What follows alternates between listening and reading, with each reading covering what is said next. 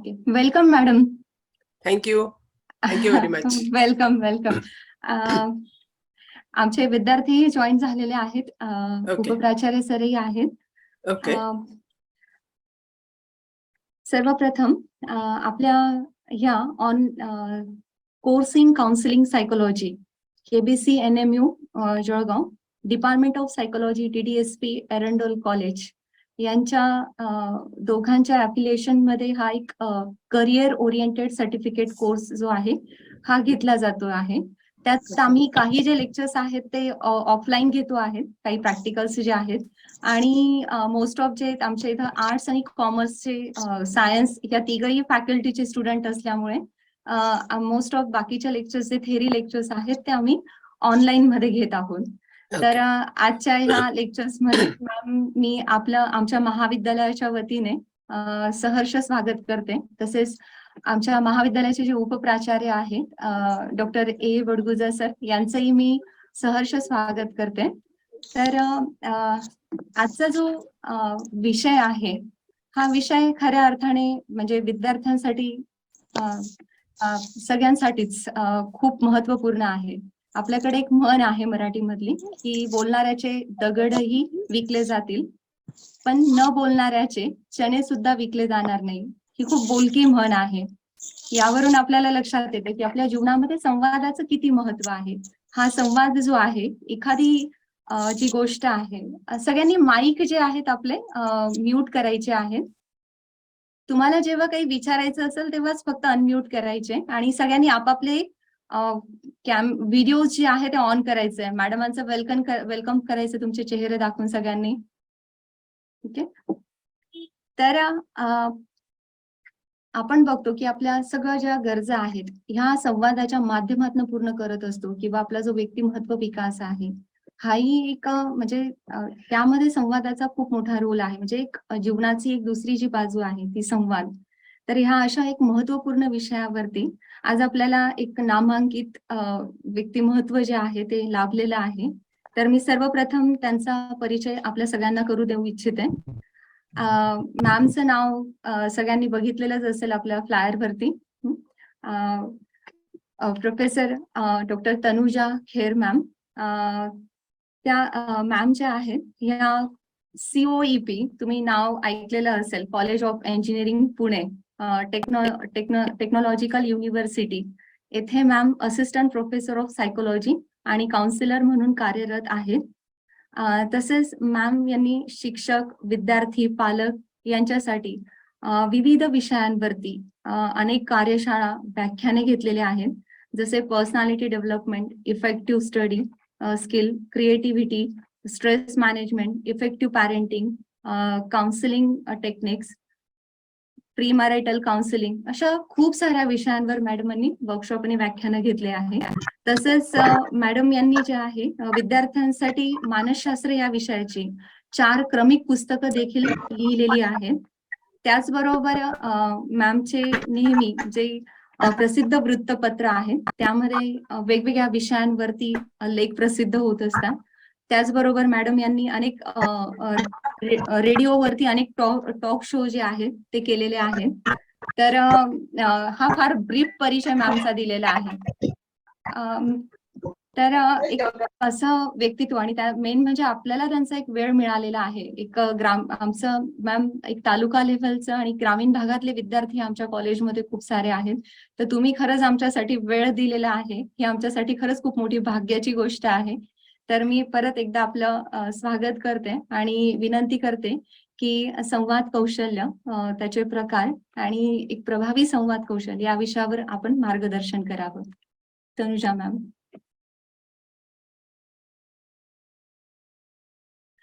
Ma'am camera आपला mute आहे, sorry mic mute आहे.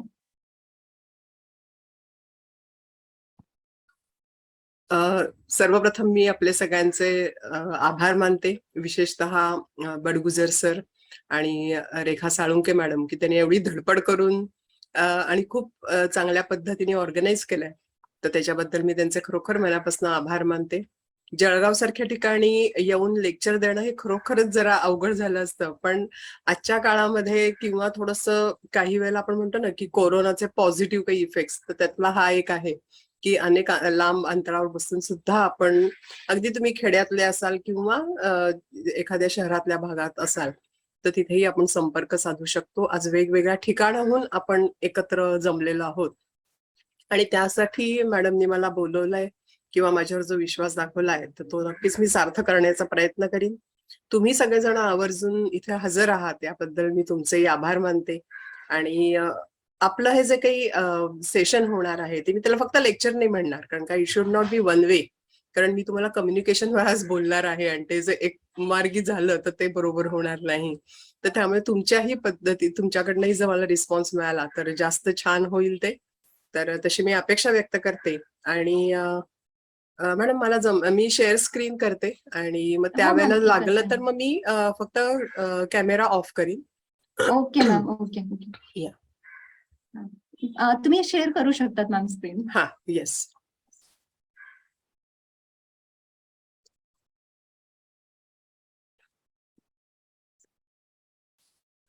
दिसतंय? हा मॅम. दिसतंय. हो.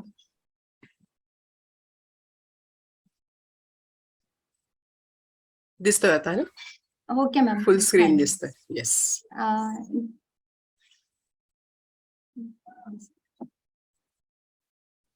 काही अडचण नाहीये ना? नाही मॅम, दिसतंय, स्क्रीन येस दिसतंय. Yes yes. ओके. सो माझ्या मित्रमैत्रिणींनो, कम्युनिकेशन हा शब्द आपल्याला नवीन नाही. रादर आपण नेहमीच हा शब्द वापरत असतो. आणि जर कम्युनिकेशन नसेल तर काय काय अडचणी येतात? तुम्ही रोज एकमेकांशी बोलत असता आणि समजा एक दिवस किंवा अगदी तुम्हाला अनुभव असेल की वर्गामध्ये तुम्ही जेव्हा कोणीतरी टीचर शिकवत असता आणि सांगतात की आता बोलू नका, की आपली परिस्थिती किती वाईट असते. ओके, की टीचर समोर आहे, जर आपण बोलताना आढळलं होतं आपल्याला काहीतरी सगळ्यांसमोर ओरडा बसेल किंवा काहीतरी आपल्याला एखादे टीचर बोलतील आणि मग ते मित्रमैत्रिणींसमोर आपल्याला बोलून घ्यायला नको असतं, पण बोलायची तर खुमखुमी असते. अशा वेळेला काय करता तुम्ही? कोणी सांगू शकाल? इशारे करतो बॉडी लँग्वेज. इशारे, अगदी बरोबर आहे. आणखीन काही? वहीवर लिहितो, नोटबुक वर लिहून पण सांगतो. करेक्ट. शेजारी किंवा जवळपास असेल तर लिहून पाठवता. म्हणजे एक लक्षात येईल की कम्युनिकेशनचं जे आपण म्हणत असतो तर हे खरोखर गरज आहे मानवाची. इव्हन मानवाची असताना प्राण्यांची. म्हणजे तुम्ही पण प्राण्यांचे आवाज ऐकले असतील. ज्यांना कुणाला पक्षी निरीक्षण म्हणा किंवा निसर्गाची आवड आहे तर तुमच्या असं लक्षात आलं असेल की जरी तो एकच प्राणी किंवा पक्षी आहे पण त्याच्या ओरडण्याच्या ज्या काही तऱ्हा आहेत त्या वेगवेगळ्या आहेत. आणि त्याच्या मागची कारणं खूप असतील. म्हणजे मी त्या भागामध्ये जात नाही की काही वेळेला जेव्हा संकट काहीतरी दिसतं त्यावेळेला त्यांचा आवाज वेगळा असतो. जेव्हा आपल्या एखाद्या काय आपण म्हणूयात की सख्या सोबत्याला त्यांना जेव्हा बोलवायचं असतं तेव्हा त्यांचा आवाज वेगळा असतो. किंवा काही असं अतिशय छान हवा असते किंवा उगवतीची वेळ असते त्यावेळेला त्यांचं ओरडणं हे वेगळं असतं. त्यामुळे आपल्यालाही असं लक्षात येतं की ही लोक कम्युनिकेट करण्याचा प्रयत्न करत असतात, आपल्याला त्यांची भाषा कळत नाही. आता ह्युमन कम्युनिकेशन असं ज्या वेळेला आपण म्हणतो तर त्यावेळेला तुमच्या असं लक्षात येईल की रोजच आपल्याला आपले विचार व्यक्त करण्यासाठी, आपल्या भावना व्यक्त करण्यासाठी आपण ह्या कम्युनिकेशन का किंवा त्याला संप्रेषण असं म्हटलं जातं मराठीमध्ये, या संप्रेषणाचा वापर करत असतो. मग हे संप्रेषण म्हणजे नक्की काय, ते आपल्याला कधी कसं अधिक इफेक्टिव्ह करता येईल याचा थोडक्यात आपण विचार करूयात. अगदी जर थोडक्यात व्याख्या घ्यायची झाली तर आपल्याला असं लक्षात येईल की human communication involves the process of generating meaning by sending and receiving verbal and non verbal messages that are influenced by context. जरा एक मिनिट, मी काहीतरी माझ्या इथे खूप आवाज येतोय, बाहेर काहीतरी काम चाललंय. बहुतेक थांबलंय. तर इथे तुमच्या असं लक्षात येईल की त्याच्यामध्ये दोन व्यक्ती असतात, एक सेंडिंग आणि एक रिसिव्हिंग. आणि त्याच्यामध्ये पुन्हा व्हर्बल आणि नॉन व्हर्बल. म्हणजे आता तुम्ही जो उल्लेख केला की जसं आपण बोलत असतोच, म्हणजे ते व्हर्बल कम्युनिकेशन झालं.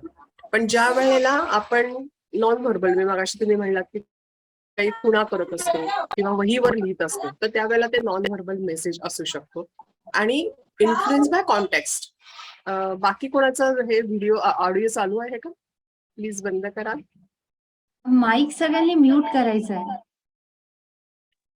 फक्त जेव्हा तुम्ही उत्तर देणार आहात तेव्हा सुरू ठेवा. अदरवाईज खूप त्याचा इको येतोय आणि मग त्यामुळे मला बोलताना अडचण होती.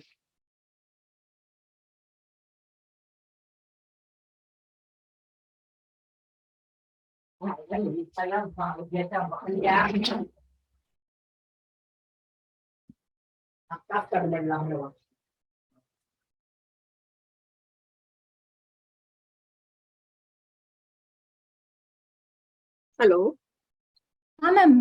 येतोय आवाज ना? हो हो येतोय. सो तुमच्या असं लक्ष असेल, आणि सगळ्यात महत्वाचं म्हणजे इथे द प्रोसेस ऑफ जनरेटिंग असं त्यांनी म्हटलेलं आहे. सो ही जी प्रक्रिया आहे, कम्युनिकेशन इज अ प्रोसेस. मग आता आपण एकामागून एक पाहूयात की ही नक्की प्रोसेस काय असते. कारण आपल्याला असं वाटतं की कम्युनिकेशन की ती व्यक्ती बोलली किंवा मी बोललो आणि त्या व्यक्तीने ऐकलं, हे संपलं. पण काही वेळा असंही होतं बघा की त्या व्यक्तीला नक्की काय म्हणायचं हे आपल्याला कळत नाही, किंवा आपण एखादी गोष्ट सांगतो आणि त्या व्यक्तीने काहीतरी वेगळाच त्याचा अर्थ काढलेला असतो आणि मग आपण म्हणतो की अरे अगं मला असं म्हणायचं नव्हतं. म्हणजे काही वेळेला जे आपल्याला काही सांगायचंय ते त्याच पद्धतीने त्या व्यक्तीपर्यंत पोहोचेल असं नाही. आणि त्यामुळे मग ही गडबड का होते, किंवा मग हे टाळण्यासाठी आपल्याला काय करता येईल, या सगळ्याचा आपण थोडक्यात विचार करणार आहोत. आणि त्याच्यासाठी ही कम्युनिकेशनची जी काही प्रोसेस आहे, प्रक्रिया आहे, ही समजावून घेणं आवश्यक आहे. इथे तुम्हाला एक डायग्राम दिसेल बघा. आता इथे जे आहे हा सेंडर आहे. मॅम जी स्लाइड आहे ना ती पुढे हा. नाही जाते, तिथंच थांबलेली पहिल्या स्लाइड वरती. ओ, आता नाही अजून नाही आलं. नाहीच आहे. ओके, मग मी असं करते, नाही. स्टॉप शेअरिंग करून पुन्हा एकदा ट्राय करते. काही ओके, गडबड ओके, होते. Okay, okay, just a minute. Okay. बरं झालं सांगितलं.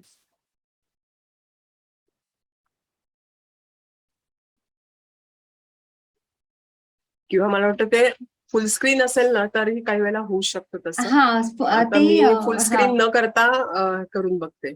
आता दिसते ही? चालेल. हो मॅम आता चेंज होतंय. दिसते. हा, आपण तसंच करूया. ते फुल स्क्रीनला प्रॉब्लेम येतोच, तो चेंज नाही होत स्लाइड. हो. आता ठीक आहे ना, दिसतंय आता. Ma'am okay.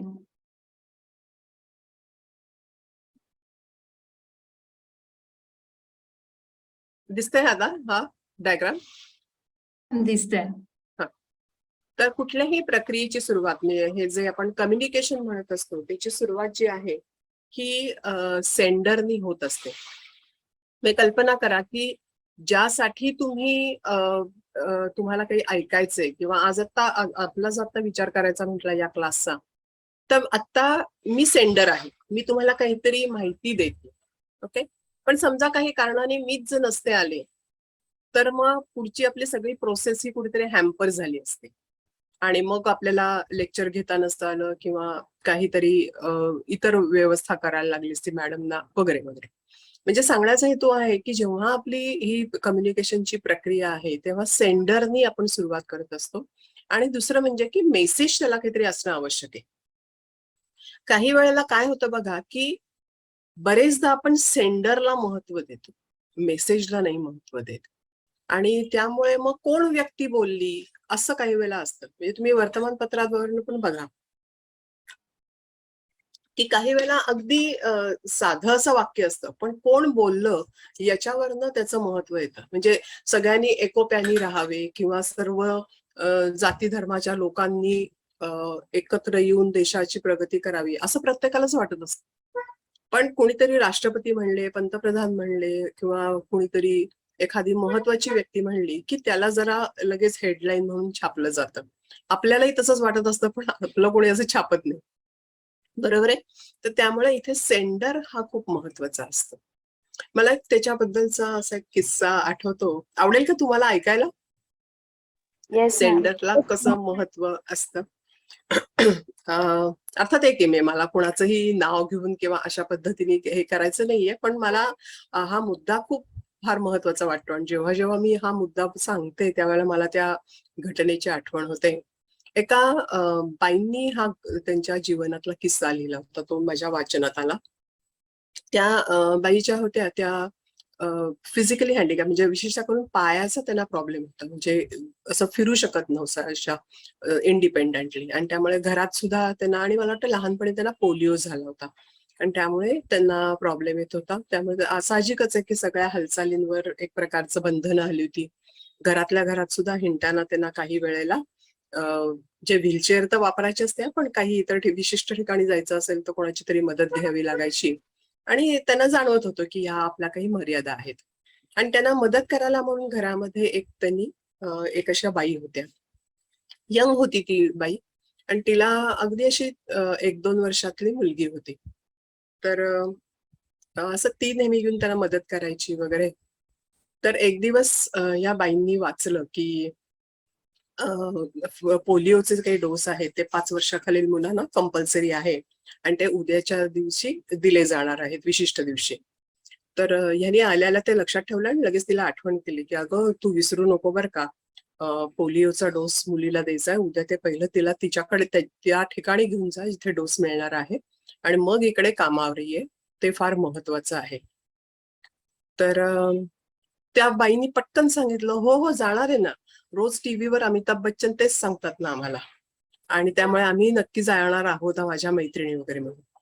आता गंमत बघा, म्हणजे इथं कोणत्याही व्यक्तीचा मला आक्षेप नाहीये, पण पोलिओमुळे त्या बाईला काय त्रास होतो हे जी बाई रोज पाहतीये, आणि असं कुठल्याही मुलाला परत होऊ नये यासाठी हा पोलिओचा डोस आहे आणि हे आपल्या मुलांच्या बाबतीत घडू नये म्हणून ही बाई आपल्याला कळकळीने सांगतेय, हे न लक्षात घेता त्या बाईच्या डोक्यात मात्र अमक्या अमक्यानी सांगितलंय आणि त्याच्यासाठी त्यांनी सांगितलंय म्हणून मी जाणार. मला वाटतं तुम्हाला माझा मुद्दा कळला असेल. सो सांगण्याचा हेतू हा असतो की कोण व्यक्ती बोलते आहे याला खूप महत्व येतं आणि त्यामुळे काही वेळेला नक्की त्या व्यक्तीचा मेसेज काय आहे हा काही वेळेला दुर्लक्षित होतो. त्यामुळे सगळ्यांनी नक्कीच लक्षात ठेवा की जेव्हा एखादी व्यक्ती बोलत असते तेव्हा काही वेळेला आपण एखाद्या व्यक्तीला बघा की पाहिल्या पहिल्या म्हणतो अरे बापरे ही काय आता बोलणार, असं आपण हे करत असतो, किंवा हा तिचं फारसं काही नाव नाहीये, माहिती नाही कितपत बोलणार आहे वगैरे, पण ती व्यक्ती खूप काहीतरी चांगलं सांगून जाते, पण आपलं तिच्याकडे दुर्लक्ष होतं कारण आपण तिच्या बाकीच्या पर्सनॅलिटीकडे पाहत असतो. तर त्यामुळे सेंडर आणि मेसेज असं ज्या वेळेला एखाद्या कम्युनिकेशनसाठी सुरुवात होते तेव्हा ते महत्वाचं आहे की दोन्हीलाही आपण तितकंच महत्व देणं आवश्यक आहे. आणि हे जेव्हा व्यक्ती सांगत असते तेव्हा त्याला एन्कोडिंग म्हणजे ती विशिष्ट पद्धतीने काही ज्याला आपण म्हणूयात भाषा किंवा काही संदर्भ, काही खाणाखुणा यांचा वापर करत असते. म्हणजे बघा आता मी तुमच्याशी जेव्हा बोलते आहे तेव्हा काही विशिष्ट शब्दांचा मी वापर करते किंवा त्याच्यासाठी तुमच्या समोर काही स्लाइड आहे की ज्यामुळे तुम्हाला हा विषय समजावून घ्यायला सोपा जाईल. तर हे जे काही आहे ह्याला आपण भाषा, म्हणजे आता आपल्याला भाषेची इतकी सवय झाली आहे, पण भाषेतले शब्द हे सुद्धा सगळे सिम्बॉल आहेत, म्हणजे जे अक्षर आहेत किंवा त्याच्यातनं शब्द तयार होतात तर हे सगळे सिम्बॉल आहेत. आणि आपल्याला आता लहानपणापासून इतकी सवय झाली की आपण हे कमळ आहे किंवा हे फुल आहे वगैरे अशा पद्धतीने वाचतो इझिली, पण ते प्रत्येक हा सिम्बॉल आहे, प्रत्येक अक्षर हे, आणि त्याचा अर्थ आपल्याला कळत जातो. किंवा आता तुम्ही इमोजीज वेगवेगळे वापरता, म्हणजे काही वेळेला तुम्ही मेसेज टाईप पण करत नाही, नुसत्या इमोजीवरनं कळतं की तुम्ही बोर आहात का हॅपी आहात का कसे आहात, म्हणजे हे थोडंसं तुम्ही तुमची भाषा वापरता. आणि जर काही वेळेला ती समोरच्या व्यक्तीला कळली नाही तर मग काही वेळेला त्याच्यामध्ये आपण असं म्हणूयात की समजावून घेण्यात काहीतरी अडथळा निर्माण होऊ शकतो. काही वेळेला नॉईजही येतो मध्ये, म्हणजे ह्या प्रोसेसमध्ये, की सेंडर कडनं, की समजा मी आता बोलते आणि खूप मोठा मध्ये आवाज असेल तर तुम्हाला किंवा काही इतर इंटरप्शन आलं तर त्यामुळे हे माझं जे काही बोलणं आहे ते रिसिव्हर पर्यंत जाणार नाही. करंटली यू आर रिसिव्हर, आणि मग मी जे काही बोलते त्याचा अर्थ तुम्ही समजावून घेत आहात. येत्या लक्षामध्ये त्याला डिकोडिंग असं म्हटलं जातं, की मी जे काही शब्द वापरते, म्हणजे समजा मी आता असं धरून चला की खूपच सायकोलॉजीतले असे काहीतरी मी खूप मोठे मोठे शब्द वापरले की जे तुम्ही कधी फारसे ऐकलेले नाहीयेत, तर तुम्ही म्हणाल की काय मॅडम काय बोलतात कळतच नाहीये काही. सो मग तुम्हाला ते समजावून घ्यायला अवघड जाईल. आय होप की मी आता बोलते ते समजते सगळ्यांना. हो का नाही? हो Yes, मॅम समजतंय. समजतंय. ओके. तर त्यामुळे काही वेळेला असंही होऊ शकतं की त्या व्यक्तीची जी भाषा आहे ती आपल्याला समजायला अवघड जाते. तर कम्युनिकेशनचा आपला सगळ्यात महत्वाचा हेतू असतो की आपल्याला जे काही सांगायचं आहे, जे आपले विचार आहेत, जे आपले भावना आहेत, त्या समोरच्या व्यक्तीपर्यंत पोहोचवणं आणि त्या जास्तीत जास्त सोप्या पद्धतीने म्हणजे त्या व्यक्तीला समजल्या पाहिजेत हे लक्षात घेणं आवश्यक आहे. ते जर त्या व्यक्तीला कळलं नाही तर त्याचा काहीही उपयोग होत नाही. आणि म्हणून त्या व्यक्तीला समजेल असं बोलणं हे आवश्यक आहे. त्यामुळे बघा की जेव्हा तुम्ही मुलांशी बोलत असता तेव्हा आपल्याला काही वेगळी उदाहरणं द्यायला लागतात. जेव्हा तुम्ही तुमच्या मित्रमैत्रिणींशी बोलता त्यावेळेला वेगळ्या पद्धतीने बोलता, आई वडिलांशी किंवा मोठ्या व्यक्तींशी बोलता तेव्हा वेगळ्या पद्धतीने बोलता. याचं कारण त्या व्यक्तीला ती भाषा कळत असते आणि त्या भाषेमध्ये जर आपण बोललो किंवा त्याच्यामधले काही ज्याला आपण म्हणतो ना की थोडेसे हिडन मेसेज काही असतात तर ते समोरच्याला पटकन कळू शकतं. त्यामुळे रिसिव्हर ह्यातला महत्वाचा असतो. आता बघा की आता जी आपली भूमिका आहे तर मी सेंडर आहे, मी काहीतरी तुम्हाला माहिती देते आणि इथे तुम्ही सगळेजण रिसिव्हर आहात, तुम्ही आता ही माहिती घेताय. आता ज्या वेळेला मी तुम्हाला काहीतरी प्रश्न विचारते आणि तुम्ही त्याला उत्तर देता त्यावेळेला लगेच आपली भूमिका बदलते. तुम्ही सेंडर होता आणि मी रिसिव्हर होते. येतंय लक्षामध्ये? या भूमिका आपल्या बदलत असतात आणि या कम्युनिकेशन मध्ये ह्या भूमिका बदलणं हे फार महत्वाचं असतं. नाही तर काही वेळेला असं होतं की अर्थात एक आहे की या माध्यमाच्या काही मर्यादा आहेत की हे समजा तुम्ही सगळेजण 25-30 लोक जण माझ्या समोर जर बेंचवर वगैरे बसलेले आहात किंवा खुर्च्यांवर बसलाय आणि मी तुमच्या समोर असते तर ह्या व्याख्यानाचा आणखीन वेगळ्या पद्धतीचा परिणाम आपल्याला पाहायला मिळाला असता. पण आता इथे आपल्याला असं लक्षात येते की या माध्यमाच्या काही मर्यादा आहेत किंवा किती सतत मी तुमचे चेहरे पाहू शकत नाहीये किंवा तुम्ही माझ्या चेहऱ्यावरचे हावभाव पाहू शकत नाहीये. पण कारण आपल्याला काही या माध्यमाच्या मर्यादा आहेत. पण एक लक्षात ठेवणं आवश्यक आहे की हा चॅनल काय आहे हे लक्षात घेणं आवश्यक असतं. कल्पना करा की हा जो आता डायग्राम आहे हा तुमच्या समोर असल्यामुळे मी जे काही सांगते सेंडर किंवा चॅनल रिसिव्हर हे तुम्हाला पटकन लक्षात येते. पण कल्पना करा की हे काही नाहीये आणि मी नुसती तुमच्याशी फोनवरनं बोलती तर तुम्हाला हे कळायला नक्कीच अवघड गेलं असतं. बरोबर आहे?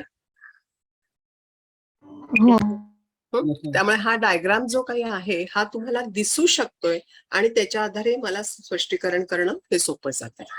मग आता ह्या जेव्हा आपल्या भूमिका बदलत असतात तर कधीतरी मी सेंडर कधीतरी तुम्ही सेंडर आणि रिसिव्हर तर ह्याच्यामध्ये काय होतं की जेव्हा हा रिसिव्हर असतो हा काहीतरी फीडबॅक देतो.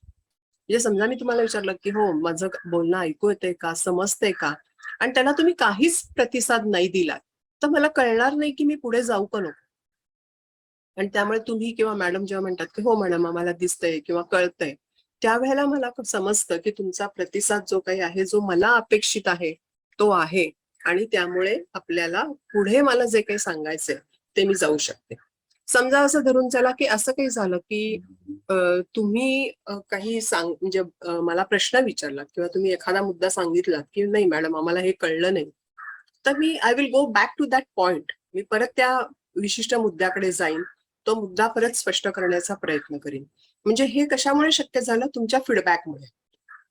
पण बरेचदा आपण काय करत असतो की आपल्याला जरी एखादा मुद्दा कळला नाही किंवा काही मनात प्रश्न असेल तरी वर्गात विचारत नाही आणि त्यामुळे मग बरेचदा असं होतं की आपण लेक्चर संपला म्हणतो काय नाही रे आज डोक्यावरनं गेलं काहीच कळलं नाही किंवा मला हे विचारायचं होतं पण मी बोललोच नाही ते. तर त्यामुळे ज्या वेळेला आपल्याला काहीतरी एखादा महत्वाचा मेसेज समजावून घ्यायचा आहे त्यावेळेला जर काही आपल्या मनामध्ये शंका असतील जर काही आपल्या मनामध्ये प्रश्न असतील तर ते जरूर विचारावेत. कधीही तशा पद्धतीने जाऊ नये नाहीतर जो काही महत्वाचा मेसेज आपल्याला मिळणं अपेक्षित आहे तो मिळत नाही.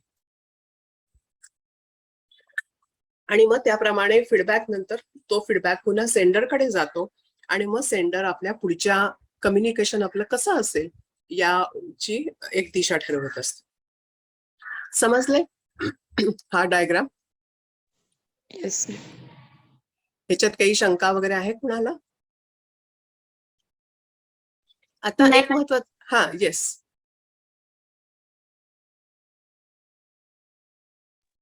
कोणी काही बोलत होतं का नाही? विचारायचंय कोणाला काही? नाही मॅम, नाही बोलले मी. शंकाही विचारलं ना मॅडमांनी. Okay okay. Okay.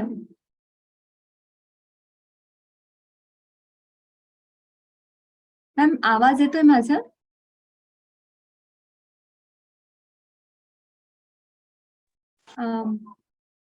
Tanuja ma'am आवाज येतोय?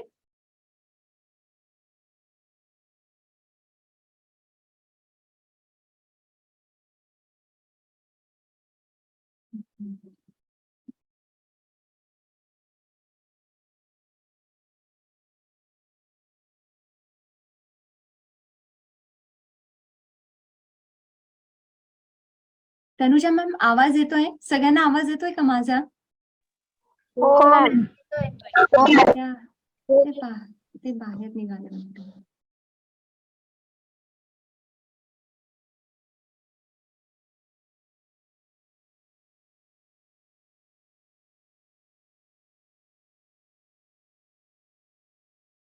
ओके. त्यांना थोडा टेक्निकल प्रॉब्लेम आलेला आहे. परत जॉईन करतायत मॅम. थोडं वेट करणार.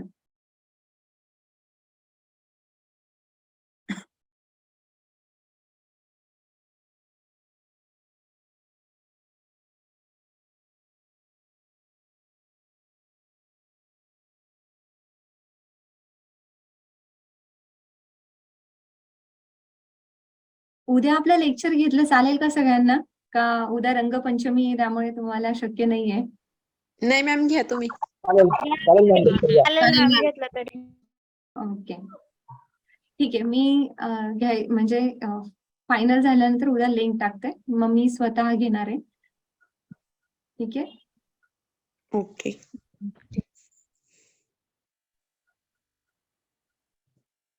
बरं, सगळ्यांनी आपली जी क्वेश्चनर आहे इंट्रोवर्ट एक्स्ट्रोवर्ट ते जी क्वेश्चनर आहे ती सगळ्यांनी रिझल्ट व्यवस्थित हे केले का आपले? म्हणजे कळालं का तुम्हाला त्या दिवशी नाही मॅन्युअल? मॅम. मॅम थोडेसे समजत नाही. निकिता, उर्मिला आणि अजून कोणाला प्रॉब्लेम आहे? मी याच्यासाठी विचारते की त्याची जी नोट्स आहे ती मी इंट्रोवर्ड एक्स्ट्रोवर्ड आणि ॲम्बिवर्ड त्याची एक नोट्स बनवलेली आहे. ती मी नोट्स टाकणार आहे. ती जर तुम्हाला समजत असेल तर मग आपण त्यावरती काही लेक्चर नाही घेणार. त्याच्यात तुमचं ऑलमोस्ट जो पार्ट आहे तो कव्हर होऊन जातोय. मग दुसरा पॉइंट मी जे आहे दुसऱ्या याच्यावरती मग मी पुढचं जे लेक्चर आहे आपण त्यावरती घेणार आहोत. ठीक आहे. मी शक्यतोवर आज संध्याकाळी किंवा उद्या सकाळपर्यंत तुम्हाला ती नोट्स टाकून द्याल. आणि तुम्ही सांगायचंय मला की त्या नोट्स मधनं जर तुम्हाला तो विषय कळालेला असेल, 3 पर्सनॅलिटी टाइप्स कळालेले असतील, तर आपण त्या विषयावरती काही परत लेक्चर घेणार नाही आहोत. मॅम जॉईन झालेल्या आहेत परत. ठीक आहे. Sorry for the interruption madam. It's okay. आज आमच्या इथे काय माहिती नाही, म्हणजे यू विल नॉट बिलीव्ह 5 वाजता मी पण अशी इतकी धाकधूक होते. आज 2:30 वाजल्यापासून आमच्या इथले लाईट गेलेत ओके आणि 5च्या दरम्यान अक्षरशः म्हणजे आय वॉज जस्ट थिंकिंग की तुम्हाला मेसेज करावा, तेवढ्यात लाईट आले. सो आय थॉट की चलो आता काही प्रॉब्लेम येणार नाही, पण आता परत गेलेत. गॉड नोज आज काहीतरी इश्यू झाला. एरवी खरं नाही प्रॉब्लेम येत. It's okay, fine. Noise communication. हो, नॉईज कमिंग आहे. आता कम्युनिकेशनचं प्रत्यक्ष उदाहरण आपल्याला दिसतंय. आता काही त्याला इलाज नाहीये. So bear with me. Sorry very much. No ma'am, it's okay. दिसते पीपीटी? हो मॅम, दिसतंय. हो. सो आता जे काही आपण पाहिलं त्याचं थोडक्यात इथं आपल्याला दिसतंय. मगाशी डायग्राम दाखवला होता. इथे आपल्याला आयडिया फॉर्मेशन किंवा सेंडर, की तुमची जी काही आयडिया आहे ती सेंडरनी सांगणं अपेक्षित असतं. नंतर मग त्याच्यासाठी सेंडर जो असतो तो काही सिम्बॉल, काही वेळेला गेस्चर. म्हणजे बघा, आपण जेव्हा एखाद्या व्यक्तीशी बोलत असतो तर त्यावेळेला केवळ आपण त्या व्यक्तीशी बोलणं तिचं ऐकतो असं नाही, तर त्या व्यक्तीला आपण ती व्यक्ती हातवारे कसं करते, चेहऱ्यावरचे हावभाव कसे आहेत हे पण पाहत असतो. आणि त्या दोन्हीचा ताळमेळ जमतोय का नाही. म्हणजे एखादी व्यक्ती जेव्हा म्हणते अरे आज मला इतका आनंद झालाय, की काही वेळेला आपल्याला त्या व्यक्तीच्या बॉडी लँग्वेजवरनच कळतं. किंवा एखादी व्यक्ती तुमची म्हणजे मित्रमैत्रीण आहे आणि ती खूप आनंदात आहे, तर ती लांबनं येतानाच तुम्ही ओळखता आणि लगेच विचारता आज काय विशेष, काय गडबड, म्हणजे काय आज छान झालंय वगैरे. तर त्या व्यक्तीच्या एकूणच तिच्या गेस्चरवरनं, तिच्या बॉडी लँग्वेजवरनं आपण ओळखतो की आज काहीतरी या व्यक्तीच्या बाबतीत विशेष घडलेलं आहे, चांगलं घडलेलं आहे. सो हे मेसेजेस जे असतात हे केवळ फक्त शब्दांनी येतात असं नाही, तर गेस्चर्स आपले काही हातवारे ज्याला आपण म्हणतो, भावना, चेहऱ्यावरचे एक्सप्रेशन्स, डोळे, या सगळ्यामधनं ते व्यक्त होत असतं. आणि त्याच्यासाठी नंतरचं जे आहे ते मीडियम सिलेक्शन, की तुम्ही कोणतं मीडियम वापरता. आता कॉलेजमध्ये तुमच्या लक्षात येत असेल की तुम्हाला ब्लॅकबोर्डचा वापर केला जातो, पीपीटीचा वापर केला जातो, नंतर काही वेळेला काही चार्ट्स वगैरे दाखवले जातात. तर हे सगळे वेगवेगळे मीडियम आहेत आणि हे आपल्याला ठरवायला लागतं की आपलं जे काही कंटेंट आहे, आपला जो काही मेसेज आहे, तो कोणत्या विशिष्ट मीडियमचा वापर केल्यावर आपण जर ठेवला तर तो जास्त इफेक्टिव्ह होईल किंवा परिणामकारक होईल, हे आपल्याला ठरवावं लागतं. आणि त्या पद्धतीने जेव्हा आपण तो मेसेज इतरांसमोर ठेवतो तेव्हा ती व्यक्ती त्याचा अर्थ कसा लावेल हे आपण बघत असतो. आणि feedback helps to decide further line of communication, की आता सांगितल्याप्रमाणे की जेव्हा तुम्ही फीडबॅक देता तेव्हा आपल्याला कळतं की आपण पुढे जायचं का, मागचा कुठल्या पॉइंटला आपल्याला परत रेफर करायला हवं वगैरे वगैरे. So this is a feedback. आता कम्युनिकेशन या स्टाईल जरी म्हटलं असेल तरी एक लक्षात घ्या की कम्युनिकेशनचा आपला हेतू काय आहे हे आपल्याला कळणं अतिशय महत्वाचं आहे, किंवा ते आपल्या मनामध्ये स्पष्ट असणं. That idea should be very clear to everyone. म्हणजे कसं होतं बघा की अगदी साधी उदाहरणं घेते म्हणजे तुमच्या लक्षात येईल की काही वेळेला आपण म्हणतो ना, आज तो येऊ दे माझ्या समोर मग मी बघतोच त्याच्याकडे, की त्यावेळेला लक्षात येतं की तुम्ही अग्रेसिव्ह मोडमध्येच जाणार आहात, त्या व्यक्तीचं एखादं तुम्ही ऐकून पण घेणार नाही. किंवा काही वेळेला आपण असंही म्हणतो बघा की जाऊ दे, मी काहीच बोलणार नाहीये, त्याला जे काय म्हणायचे ते म्हणू दे, मी ठरवलंय की आता जास्त काही भानगडीतच पडायचं नाही त्या व्यक्तीच्या. म्हणजे इथे तुम्ही काही वेळेला पॅसिव्ह असं ठरवून जाता आणि त्या पद्धतीने मग तुमची कम्युनिकेशनची स्टाईल निवडली जाते. मान्य होतंय सगळ्यांना? अनुभवलंय असं कधी? Yes ma'am. Yes ma'am. So आपण ज्या वेळेला असं ठरवत असतो की कोणत्या पद्धतीने आपल्याला कम्युनिकेशन करायचंय, तर या पद्धतीने त्याचे आपल्याला परिणाम दिसतात. मग ते जेव्हा पॅसिव्ह असतं तर तेव्हा म्हणजे की मला त्याच्यात काही इंटरेस्ट नाहीये, आय लूज आणि यू विन, की तुला काय म्हणायचं ते म्हण, मी ऐकलं तर ऐकलं किंवा एका कानाने ऐकून दुसऱ्या कानाने सोडून देईल, अशी आपली काही वेळेला भावना असते. आता बघा, त्यामुळे कम्युनिकेशन मध्ये अडथळे निर्माण होतात.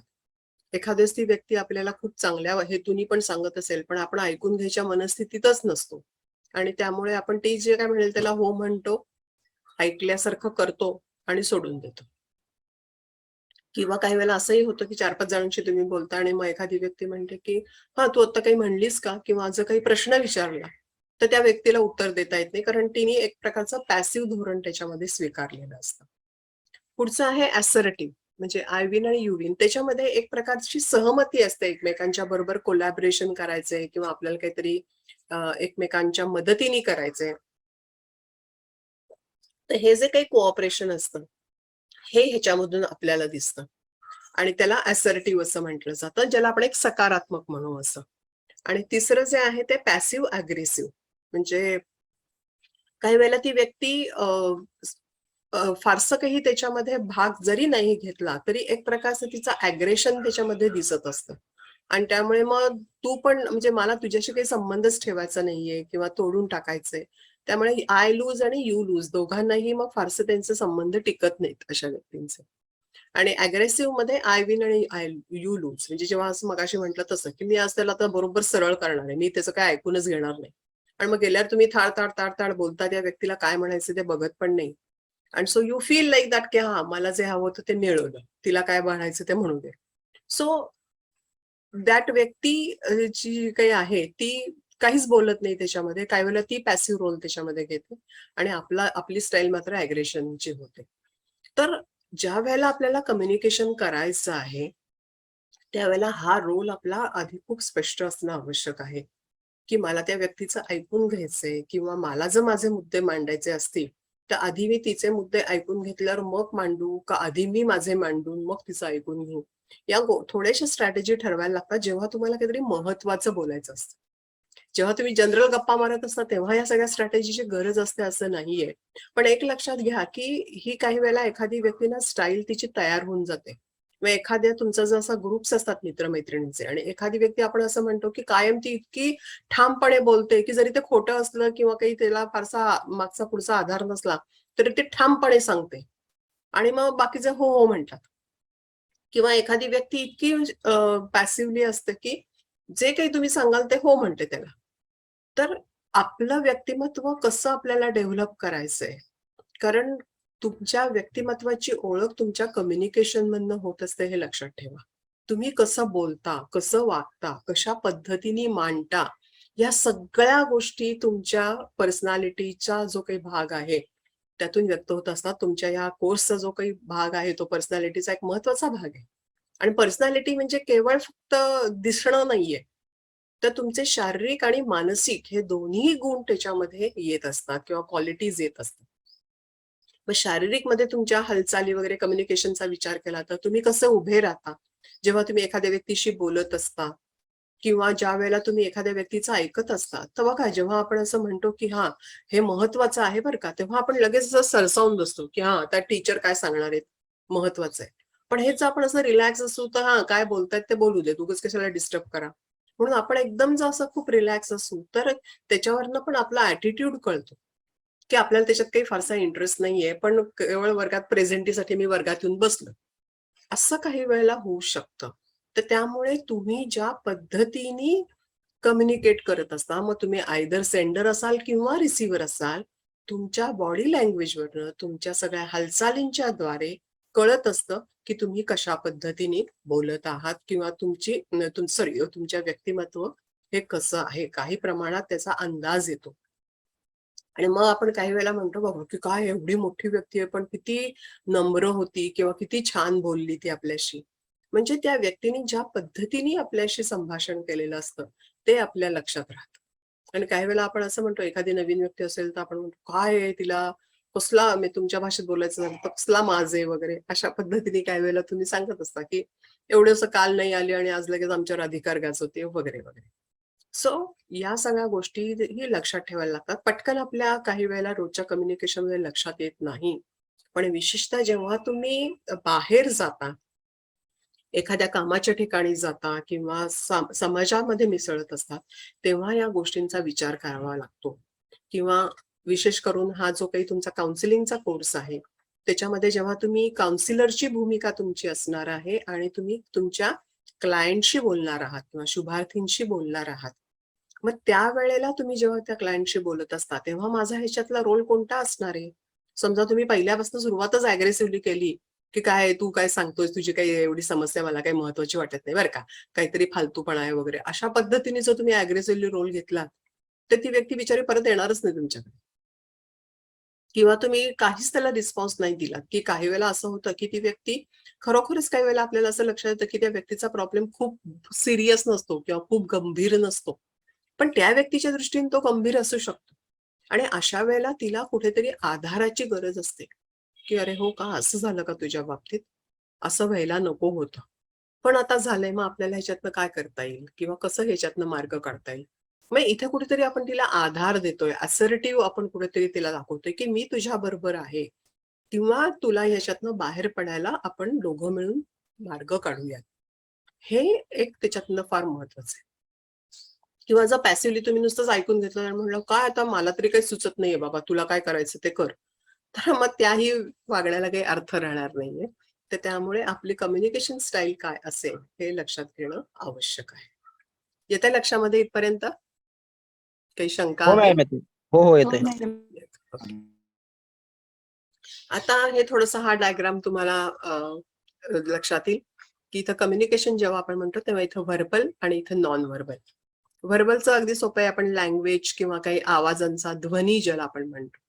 आता त्याच्यामध्ये काय काय येतं बघा की व्हॉल्यूम आणि टोन, की काही वेळेला बघा एखाद्या व्यक्तीचा टोन की काय आहे, मी समजा मी सुरुवातच केली काय आहे तुम्हाला संप्रेषण म्हणजे काय, म्हणजे मी समजा विचारलं कम्युनिकेशन म्हणजे काय आणि तुम्ही समजा उत्तर काहीतरी चुकीचं दिलं आणि मी समजा म्हटलं काय आहे तुम्हाला काही कळतच नाही का, की तुम्ही आता एवढी शिकलेली मुलं आहात आणि तुम्हाला माहितीच नाही कम्युनिकेशन म्हणजे काय, आणि अशा पद्धतीने मी जर काही बोलायला लागले तर तुमचा इंटरेस्ट निघून जाईल. तुमच्या असं लक्षात येईल की ज्या पद्धतीने मी बोलतेय, ज्या पद्धतीने माझा टोन पाहिजे की तुम्हाला कळलं का, किंवा मी ज्या वेळेला विचारते की तुम्हाला काही माहिती हवे का किंवा समजलं का, त्यावेळेस जर मी विचारलं हे कळलं का तुम्हाला आता, म्हणजे मी नाही तर मला पुढे जायचंय, अशा पद्धतीने जर मी बोलले तर तुम्ही पुढे काही मला विचारणार नाही किंवा रिस्पॉन्स पण देणार नाही. मग एखाद्या दिवस काही वेळेला तुम्ही मीटिंग पण लिव्ह करून जा. सो सांगण्याचा मुद्दा आहे की कोणत्या व्हॉल्यूम मध्ये आपण बोलतो, किंवा त्याचा सिंटेक्स, त्याचा अर्थ काय आहे, वाक्यरचना कशी आहे. एखादी व्यक्ती जर वाक्यरचना चुकीची करत असेल तर काही वेळेला आपलं लक्ष त्या मेसेजकडे न जाता त्या चुकीच्या शब्दांकडे जातं. किंवा व्याकरण, सगळे अगदी मी डिटेल्समध्ये घेत नाही, पण हे तुमच्या लक्षात येईल. किंवा एम्फसिस, कुठल्या शब्दावर जोर द्यायचा, हे फार महत्वाचं असतं. ज्या वेळेला तुम्हाला सांगितलं तर की तुमची परीक्षा पुढच्या बुधवारी आहे, तर बुधवारवर मला जोर देणं आवश्यक आहे. नाही तर मी असं म्हणेन तुमची परीक्षा पुढच्या बुधवारी आहे बरं का, असं जर म्हटलं तर तुमच्या पटकन लक्षातच येणार नाही. म्हणजे मी जे काही जोर द्यायला हवा होता तो वेगळ्या शब्दांवर दिला. त्यामुळे बुधवारी आणि परीक्षा हे जे काही आहे महत्वाचं, त्याच्यावर जोर देणं आवश्यक आहे. किंवा काही वेळेला प्रोनाउन्सिएशन, की काही वेळेला जर व्यक्ती चुकीचं प्रोनाउन्सिएशन करत असेल तर आपलं लक्ष त्याच्याकडे जातं. तिला अर्थ आपल्याला कळतो त्याचा की त्या व्यक्तीला काय म्हणायचंय, पण आपलं लक्ष मग सारखं तिच्या त्या उच्चारांकडे जातं आणि मग काही वेळेला आपण त्याची टिंगल करायला लागतो. किंवा कॉन्टेक्स्ट, की कुठल्या पद्धत संदर्भामध्ये ती व्यक्ती बोलती आहे हे आपल्याला कळणं आवश्यक असतं. किंवा बरोबर ती व्याकरण, सगळं ती भाषा शैली ज्याला आपण म्हणतो ती तिची बरोबर आहे का, आणि मग त्याप्रमाणे आपल्याला त्याचं इंटरप्रिटेशन किंवा आपण त्या पद्धतीने बोलू शकतो का. ज्या वेळेला आपण नॉनव्हर्बलचा विचार करतो तेव्हा ह्याच्यामध्ये गेस्चर्स येतात, म्हणजे आपल्या हावभाव आपण ज्याला म्हणतो. आणि बॉडी लँग्वेजमध्ये बघा हे किती गोष्टी येतात, फेशियल एक्सप्रेशन्स येतात. म्हणजे समजा तुम्ही एखाद्या व्यक्तीशी बोलताय आणि तुम्ही म्हणाल, आज मला ना खूप आनंद झालाय, तेव्हा तुमच्या चेहऱ्यावर तो आनंद असा निथळत असतो. आणि काही वेळेला ती व्यक्ती असं तुम्ही अगदी हाताची घडी आणि कुठेतरी तिकडे बांध बसला, आज ना मला खूप आनंद झालाय, तुम्हाला कळणारच नाही की ती व्यक्ती नक्की तिच्या बोलणं आणि तिच्या एक्सप्रेशन ह्याच्यामध्ये काय नक्की खरं मानायचं. म्हणजे तिला आनंद झाला हे मानायचं का ती ज्या पद्धतीने न्यूट्रल उभी आहे ते खरं मानायचं. येते लक्षामध्ये. किंवा पोश्चर, म्हणजे काही वेळेला आपण बघा एखादी व्यक्ती अशी डोक्याला हात लावून बसलीये, मान खाली घालून बसलीये, तर लगेच तुम्ही विचारता अरे काय झालं. म्हणजे पोश्चरवरनं आपल्याला कळत असतं. किंवा तिच्या इमोशन्स कोणत्या आहेत. किंवा आय कॉन्टॅक्ट, जेव्हा आपण एखाद्या व्यक्तीशी बोलत असतो तेव्हा त्या व्यक्तीच्या डोळ्याशी किंवा नजरेशी नजर आपण भिडवत असतो. पण अगदी बघा, मी एखाद्या वेळेला तुम्ही जेव्हा काहीतरी खोटं बोलता तेव्हा आपला पटकन आय कॉन्टॅक्ट होत नाही. कारण म्हणजे काहीतरी थाप मारतो आपण म्हणा, किंवा कोणाशी तरी आई काहीतरी विचारते आज उशीर का झाला, आणि आपण म्हणतो हो आज अगं एक्स्ट्रा लेक्चर होतं, त्यावेळेला तुम्ही आईच्या चेहऱ्याकडे पाहत पण नाही, नुसतंच असं जनरल बोलता. कारण तुम्हाला माहिती असतं की जर तुमच्याकडे आईनी पाहिलं त्यावेळेला तर तुम्ही पकडले जाऊ शकाल. त्यामुळे आय कॉन्टॅक्ट हे खूप महत्वाचे असतात. त्यामुळे नंतर काही साईन लँग्वेज वगैरे ज्या काही आहेत, काय मग असे तुम्ही शब्द वापरला, इशारे करता, किंवा काही तुमच्या खुणा ठरलेल्या असतात, किंवा काही शिट्ट्या असतात बघा, विशिष्ट पद्धतीने शिट्टी मारली की ते मित्राला बरोबर कळतं की मित्र खाली आलाय वगैरे, अशा पद्धतीने. सो हे काही सिग्नल्स असतात किंवा काही सायन्स असतात. तर ह्या सगळ्याचा वापर आपण त्याच्यामध्ये करत असतो, कम्युनिकेशन मध्ये आपला होत असतो. त्यामुळे व्हर्बल आणि नॉन व्हर्बल या दोन्ही गोष्टी मध्ये कम्युनिकेशन करत असताना या सगळ्याचा विचार आपल्याला करायला लागत असतो. जर या गोष्टींकडे आपण दुर्लक्ष केलं तर काही वेळेला आपल्याला कम्युनिकेशन जे परिणामकारकपणे व्हायला पाहिजे ते होत नाही. किंवा रिपिटेशन, काही वेळेला बघा काही व्यक्तींना अशी सवय असते, म्हणजे मी कोणाची चेष्टा वगैरे करत नाहीये, पण काही व्यक्तींना बोलताना बघा सारखं ठीक आहे किंवा ओके किंवा येस असं काहीतरी एखादा शब्द म्हणायची सवय असते. आणि मग नंतर काय होतं की मी हे स्वतः अनुभवलेलं आहे. म्हणजे आमचे एक सर होते, तर त्यांना कायम असं ओके असं म्हणायची सवय होती. सॉरी, आणि आय मीन जास्त म्हणायचे. आय मीन प्रत्येक काहीतरी एखादं वाक्य झालं की आय मीन. आणि काही वेळेला त्यांचं मग लेक्चरही एवढं खूप असं काय आपण म्हणूयात परिणामकारक नसायचं. तो सब्जेक्ट काही जरा आम्हाला थोडासा आवडायचा नाही वगैरे. मग बरेच जण आमच्यातलं कंटाळले थोड्या वेळाने, की मग असं फ्रिक्वेन्सी टेबल मांडायचे, की सरांनी आय मीन म्हटलं की पहिली फ्रिक्वेन्सी, मग दुसरी फ्रिक्वेन्सी, अशा पद्धतीने. आणि मग लेक्चर संपल्यावर आम्ही मोजायचो की किती वेळा त्यांनी आय मीन म्हटलं, की एक 60 मिनिटाचं लेक्चर असेल तर त्याच्यामध्ये किती वेळा त्यांनी आय मीन म्हटलं. पण आता इथे बघा की त्यांचा जो काही मेसेज होता जेव्हा ज्यासाठी ते बिचारे वर्गात यायचे तो हेतू बाजूलाच राहायचा. आणि आम्ही मात्र किंवा बरेचसे आमच्या वर्गातली मुलं जास्त करून होती इतर जे, तर ती ह्या सगळ्या गोष्टींकडे लक्ष द्यायची की ते आय मीन कधी म्हणतायत, ओके किती वेळा म्हणतायत आणि मग त्याच्यावरनं त्यांची चर्चा व्हायची. सो सांगण्याचा मुद्दा असा आहे की अशा या गोष्टी आपल्याला कुठेतरी टाळाव्या लागतात की आपण बोलत असताना जे काही आहे हे नेमक्या शब्दामध्ये मांडू शकतो का, किंवा त्या प्रसंगामध्ये ज्या पद्धतीने बोलणं आवश्यक आहे, जसं आता क्लायंटचं मगाशी म्हटलं, तुम्ही ॲज अ काउन्सिलरचं काम करणार असाल तर त्या व्यक्तीला थोडासा दिलासा मिळणं की बाबा तू योग्य ठिकाणी आलेली आहेस आणि किंवा आला आहेस आणि तुला जी काही मदत लागणार आहे ती इथं देण्याचा आम्ही प्रयत्न करू, असा जेव्हा एक आश्वासक सूर त्याला मिळतो. म्हणजे इथे बघा तुमचा टोन कसा आहे. समजा तो आल्यालाच तुम्ही म्हटलं, हा काय रे तुला काय प्रॉब्लेम आहे, पटकन सांग, मला जरा बाहेर जायचंय, तर मग तो बिचारा सांगण्याच्या मनस्थितीत सुद्धा नसेल. सो त्या व्यक्तीला समजावून घेण्यासाठी तुम्ही कशा पद्धतीने त्याच्याशी कम्युनिकेट करता आहात हे पाहणं फार महत्वाचं आहे. दुसरा एक म्हणजे शेवटचा एक महत्वाचा मुद्दा आहे, बी गुड लिस्नर. की ज्या वेळेला आपण कम्युनिकेशन करत असतो, आपल्याला जेव्हा काहीतरी सांगायचंय तेव्हा त्याच्यासाठी आधी आपली ऐकण्याची तयारी असणं फार महत्वाचं आहे. नाही तर बरेचदा असं होतं बघा की एखादी व्यक्ती कधी सांगते आणि आपण मध्येच तिला तोडतो असं, तर तेव्हा ती म्हणते, अरे माझं पूर्ण म्हणणं काय ते ऐकून तरी घे ना. तर त्यावेळेला इथं आपण कशा पद्धतीने त्या व्यक्तीचं म्हणणं पूर्णपणे ऐकून घेतोय याच्यावर सुद्धा आपण कसे लिस्नर आहोत हे ठरत असतं. की त्या व्यक्तीला पूर्णपणे तेवढा वेळ देऊन ते ऐकणं आणि मग आपण आपलं पूर्ण करणं. कारण काही वेळेला मीटिंग्समध्ये वगैरे पण असं होतं बघा की एखादी व्यक्ती काहीतरी महत्वाचं सांगत असते आणि दुसरी व्यक्ती पटकन तिला तोडते आणि हो हो माझंही असंच मत आहे किंवा मलाही असंच म्हणायचं होतं, मला मागच्याच वेळाने सांगितलं होतं. इट्स ओके, तुम्ही तुमचं मत नंतर मांडू शकता किंवा विरोधीही मत असू शकतो, पण ऍटलिस्ट दुसरी व्यक्ती काय सांगते हे पूर्णपणे ऐकून घेण्याची सवय ही आपल्याला असणं आवश्यक आहे. So in communication the first important point is be very good listener. Okay. आणि मग ह्या दोन ज्या गोष्टी आहेत खाली त्या फार महत्वाच्या आहेत की ज्या वेळेला आपल्याला कम्युनिकेशन करायचंय आणि तुम्हालाही सगळ्यांना असं वाटत असतं की आपलं एक पर्सनॅलिटी जी आहे ती जास्तीत जास्त आपल्या पर्सनॅलिटीचा विकास व्हावा, चांगल्या पद्धतीने आपल्याला ती प्रेझेंट करता यावी. सगळ्यांना वाटतं का नाही असं? तुम्ही सगळे आता मानसशास्त्राचा कोर्स शिकता आहात. Yes ma'am. ओके. हो मॅम. सो यू फील की आपल्या एक लक्षात घ्या की पर्सनॅलिटी म्हणजे तुम्ही कसं दिसता आहात याला फक्त महत्व नाहीये. एक असं कोणी म्हणू नका की माझी तेवढी पर्सनॅलिटी इफेक्टिव्हच नाहीये. Don't say like that.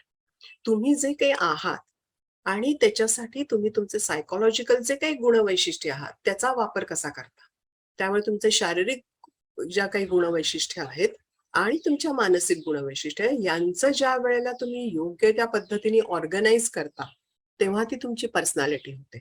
मग कम्युनिकेशन परिणामकारक करणं हे तुमच्या हातामध्ये आहे. येतं लक्षामध्ये? तुम्ही कसं दिसायला पाहिजे हे तुमच्या हातामध्ये नाही, कारण ते तुम्हाला जे काही गॉड गिफ्ट म्हणू किंवा बॉर्न आपण म्हणू ते सगळं तुमचं तसंच आहे, त्याच्यात बदल नाही होणार आहे. पण तुम्ही स्वतःची जी काही स्वतःचं व्यक्तिमत्व आहे ते जास्तीत जास्त चांगल्या पद्धतीने कसं इफेक्टिव्हली सगळ्यांसमोर सादर करू शकता हे महत्वाचं असतं आणि त्याच्यासाठी कम्युनिकेशन हा अत्यंत एक महत्वाचा भाग आहे. मग आता ज्या वेळेला तुम्हाला असं वाटतं की माझ्याकडे एक विशिष्ट काही क्वालिटीज आहेत, माझ्याकडे काही गुणवैशिष्ट्य आहेत, तर त्याचं योग्य पद्धतीने त्याचं इतरांपर्यंत ते जाणं याला किंवा ते योग्य पद्धतीने इतरांसमोर मांडणं याला सेल्फ डिस्क्लोजर असं म्हणतात. आणि त्यामुळे इथे मी मुद्दाम शब्द ऍडिक्वेट वापरलाय बघा की तो एक्सेसिव्हही नाही होता कामा.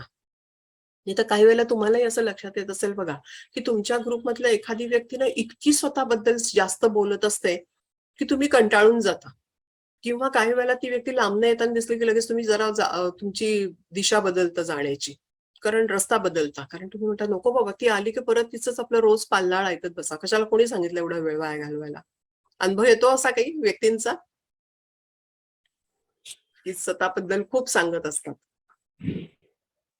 Yes ma'am. So the thing is that मग आपण काय करतो, तो अवॉइड करतो अशा व्यक्तींना किंवा फारसं त्यांचं मनावर घेत नाही. तर त्यामुळे हे जे काही, पण एक लक्षात घ्या की समजा तुम्ही स्वतःकडे जे काही गुण आहेत ते इतरांसमोर कधी प्रेझेंटच केले नाहीत. म्हणजे समजा तुम्ही खूप चांगल्या कविता करता किंवा कोणीतरी चांगलं ड्रॉइंग काढतं, रांगोळी काढतं. मी आता बघा तुमच्या कॉलेजमध्ये जेव्हा कार्यक्रम होता तेव्हा काही तिथे समजा एखाद्या कार्यक्रमाला रांगोळी काढायची, तर तुम्ही समजा चांगली रांगोळी काढत असाल तर ते टीचरना कळलं पाहिजे ना. मी तुम्हाला नेक्स्ट टाइम त्यात बोलवतील की बाबा असा असा कार्यक्रम आहे, तू मदत करशील का याच्यासाठी, किंवा एखादं तुम्ही खूप छान पद्धतीने पाहुण्यांची ओळख करून देता. जे काही तुमच्यात गुण आहेत ते कशा पद्धतीने आपण दुसऱ्यापर्यंत देऊ शकू हे लक्षात घेणं आवश्यक आहे. त्याला सेल्फ डिस्क्लोजर म्हटलं जातं. त्यामुळे ते अतिशय कमी असेल तर लोकांपर्यंत ते पोहोचणारच नाही, आणि एक्सेसिव्ह झालं तर लोक कंटाळून जातील. त्यामुळे योग्य पद्धतीने इतरांपर्यंत आपले गुण कसे पोहोचवायचे याचा विचार करणं आवश्यक आहे. आणि सगळ्यात महत्वाचं म्हणजे बी ओपन टू फीडबॅक. जेव्हा बोलत असता तर त्यावेळेला जेव्हा तुम्हाला फीडबॅक मिळतो तो फार महत्वाचा असतो. मग तो फीडबॅक तुमच्या टीचर्सकडनं असेल, आई बाबांकडनं असेल, घरातल्या इतर कोणांकडनं असेल, मित्रमैत्रिणींकडनं असेल. आता इथे मी मुद्दामून 2 घेतले बघा, की जेव्हा आपण फीडबॅक असं म्हणतो, म्हणजे फीडबॅक म्हणजे जी व्यक्ती संप्रेषण करते किंवा कम्युनिकेशन करते आहे तिला त्याच्या संबंधी प्रतिसाद देणं म्हणजे फीडबॅक. आता हा फीडबॅक काही वेळा तुम्ही देत असता, काही वेळा तुम्हाला मिळत असतो. ओके, हा मुद्दा फार महत्वाचा आहे, लक्षात घ्या की काही वेळेला आपण एखाद्या व्यक्तीला फीडबॅक देत असतो.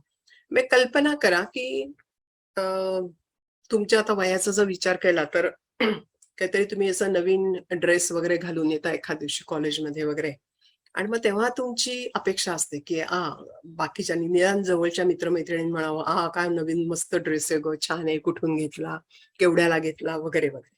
हो का नाही? अपेक्षा असते की नाही? हो असते.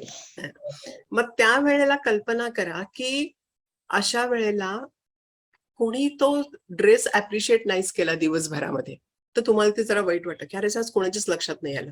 मग तुम्ही काय वेळेला तुमच्या जवळच्या मैत्रिणी म्हणता, अगं मी आज नवीन ड्रेस घातलाय, कसा आहे वगैरे, आपणच विचारतो, कारण काय आपल्याला अप्रिसिएशनची गरज असते. त्यामुळे कायम लक्षात ठेवा की जेव्हा एखादं काहीतरी नवीन तुम्ही पाहता, वेगळं पाहता, तेव्हा आपल्याला अप्रिशिएट करता येईल का?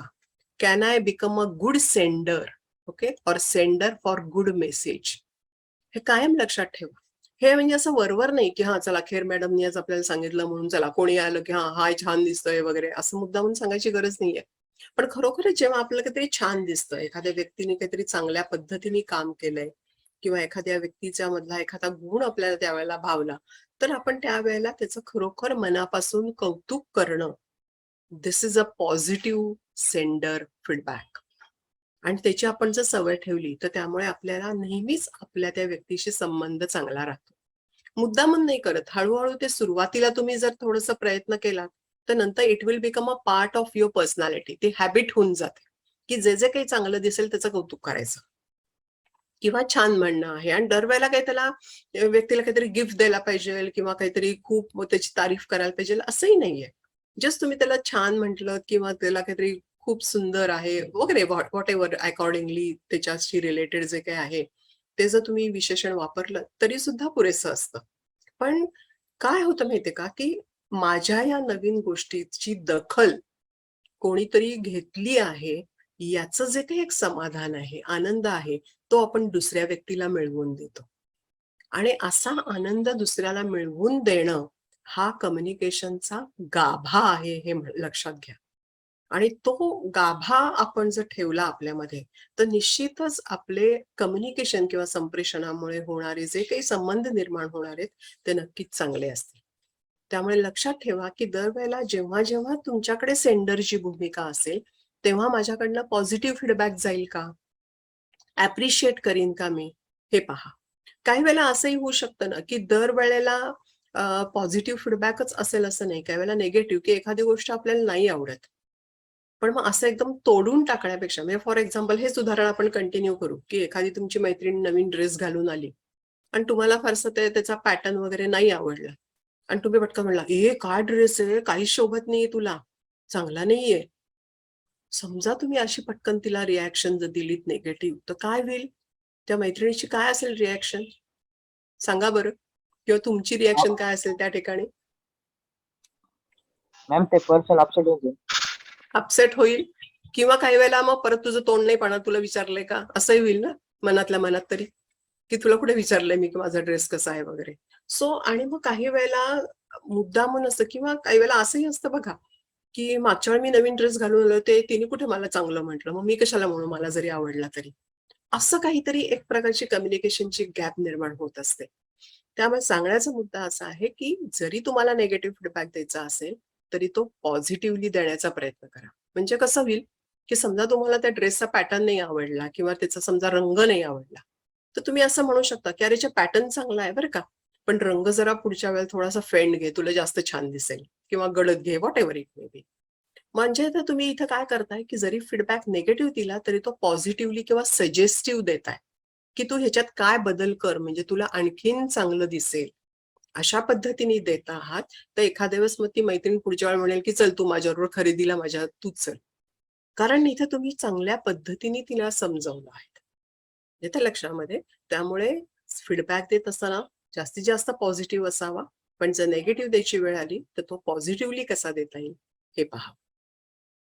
आता रिसिव्हर पण असतो बघा, आपण काही वेळेला काही जण आपल्याला पॉझिटिव्ह फीडबॅक, की समजा तुम्ही काहीतरी छान गोष्ट केलीत तर काही जण तुम्हाला कॉंग्रॅच्युलेशन्स देतात किंवा काही जण अरे वा अभिनंदन वगैरे असं म्हणत असतात वगैरे असं.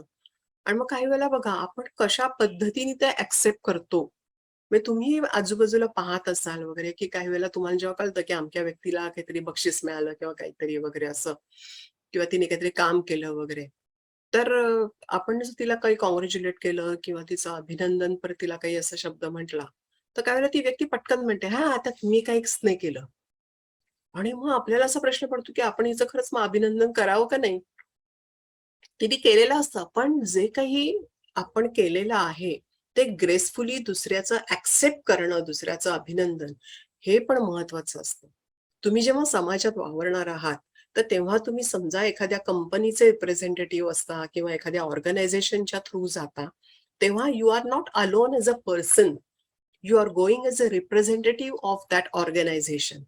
आणि त्यामुळे तेव्हा तुम्ही तिथे कशा पद्धतीने, समजा तुमच्या कंपनीने काहीतरी चांगलं काम केलेलं आहे आणि जेव्हा दुसऱ्या कंपनीतला माणूस तुमचं अभिनंदन करतो की yes sir, really we are glad to know about your company, so त्यावेळेला तुम्ही ग्रेसफुली ऍक्सेप्ट करणं, थँक्यू म्हणणं हे अपेक्षित आहे. तुम्ही जर म्हणलात नाही माझं त्याच्यात काहीच नव्हतं, आमच्या कंपनीच्या बाकीच्या लोकांनी केलं वगैरे, तर that is not correct. You are representing your company that time, though you have taken part or not, that is a part. Are you getting me? त्यामुळे पॉझिटिव्ह फीडबॅक जो असतो तो कशा पद्धतीने ग्रेसफुली घेणं, की दुसऱ्यानेच आपलं अभिनंदन केलं तर थँक्यू त्याला म्हणणं, किंवा जर एखाद्या तुमचं खरंच एकट्याचं काम नसेल, टीमचं काम असेल, तर you can say thank you very much, पण हे माझं एकट्याचं काम नव्हतं, माझ्या टीमचंही होतं. मी तुमच्या ज्या काही संदेश, तुमचा मेसेज आहे तो माझ्या टीमला पण कळवीन. I will convey that message. हे जेव्हा तुम्ही करता तेव्हा तुम्ही ग्रेसफुली ते ऍक्सेप्ट करता आणि त्यामुळे समोरच्या व्यक्तीलाही खूप आनंद होतो की जे काही त्यांनी तुमचं अभिनंदन केलंय ते तुम्ही पॉझिटिव्हली घेतलंय. आणि काही वेळेला असंही होतं बघा की ज्या वेळेला काहीतरी तुमचं चुकतं म्हणा किंवा तुम्ही काही चांगलं काम केलं असेल पण तरी व्यक्ती निगेटिव्ह फीडबॅक देते, यू रिसीव्ह अ निगेटिव्ह.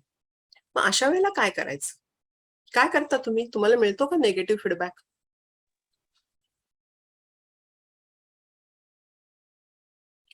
एखादं तुम्ही काही काम केलंय किंवा एखादं तुमच्या काही एखाद्या काम गोष्टीवर कोणीतरी काहीतरी टीका करतं, असं होतं? यस. येस मग अशा वेळेला कसं वागता तुम्ही? काय करता मग इग्नोर तुम्ही करतो. त्या? इग्नोर करतो समोरचा काय पण बोलू दे असं. नाही मॅम, मी त्याला थँक्यू म्हणतो की माझी प्रॉब्लेम तुम्ही सांगितलं, माझी चुकी काय सांगितल्याबद्दल. ओके. दरवेळेला थँक्यू म्हणता? नाही समटाईम. इग्नोर करतो मॅम त्याला, वाईट करू देत मॅम त्याला. काही वेळेला वाईट वाटतं, काही वेळेला काय होतं बघा की नेगेटिव्ह फीडबॅक आपल्याला येत असतात. दरवेळेलाच आपण इतकं भाग्यवान असतो की दरवेळेला पॉझिटिव्ह फीडबॅक मिळतील. मग त्यावेळेला नेगेटिव्ह फीडबॅक जेव्हा येतो त्यावेळेला एक महत्वाचं असतं की आपण ते तटस्थपणे पाहणं आवश्यक असतं की तो फीडबॅक आपल्या चांगल्यासाठी आहे का केवळ ती व्यक्ती टीकेसाठी करते. काही वेळा असं होतं की एखाद्याच वडील, आई वडील वगैरे किंवा आपल्या जवळची मैत्रीण किंवा एखादी जवळची व्यक्ती काही वेळेला आपल्याला म्हणजे एखादं असं थोडंसं कठोरपणे बोलते, पण त्याच्या मागे त्यांचा हेतू चांगला असतो. त्यावेळेला आपल्याला थोडंसं वाईट वाटतं की आज मला आई बाबा ओरडले वगैरे, पण नंतर आपल्या लक्षात येतं की अरे हे आपल्या चांगल्यासाठी होतं आणि त्यामुळे तुम्ही थोड्या वेळाने मग विसरून जाता किंवा पुन्हा तुमचं सगळं वागणं नॉर्मल होतं. त्यामुळे तो निगेटिव्ह फीडबॅक जो आहे तो तुम्ही योग्य पद्धतीने रिसीव्ह करता. पण काही वेळेला असं होतं की एखादी व्यक्ती तुमच्याबद्दल जेलस असते किंवा तुम्ही चांगल्या पद्धतीने केलंय ते तिला पावत नाही म्हणा, व्हॉटएव्हर, आणि त्यामुळे ती उगाचच टीका करायची म्हणून काहीतरी तुम्हाला ती रिमार्क देत असते. अशा वेळेला अशा व्यक्तींकडे दुर्लक्ष करणं किंवा निगेटिव्ह जो काही फीडबॅक आहे त्याच्याकडे दुर्लक्ष करणं हे महत्वाचं ठरतं.